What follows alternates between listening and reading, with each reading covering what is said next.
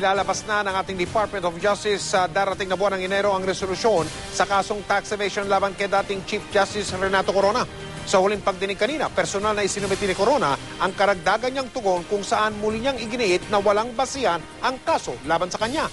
Nakatutok si Lea Manyalak del Castillo. Matamlay si dating Chief Justice Renato Corona nang humarap sa huling pagdinig ng reklamong tax evasion laban sa kanya.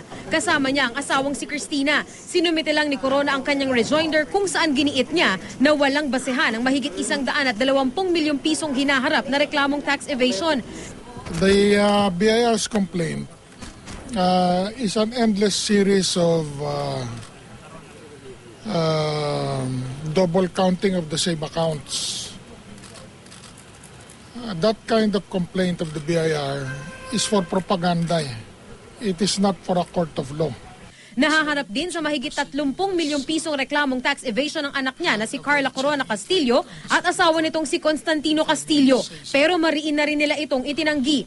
Then we issued the resolution because all the pleadings have been filed. Although the BIR requested for the submission of memorandum to recap everything, both for Carla's case and the former CJ's case. Pag-aaralan pa ng DOJ panel kung joint resolution ang ilalabas sa Enero. Sarado sa media ang pagdinig. Ang kinakaharap na reklamo ni Corona ay bunga raw ng hindi nito pag-file ng tamang income tax sa loob ng 6 na taon. Ganon din ang anak na si Carla na hindi raw nag-file ng income tax para sa taong 2003 at 2010 at kulang daw ang na-file noong taong 2009. Lea Manyalak del Castillo, nakatutok, 24 oras.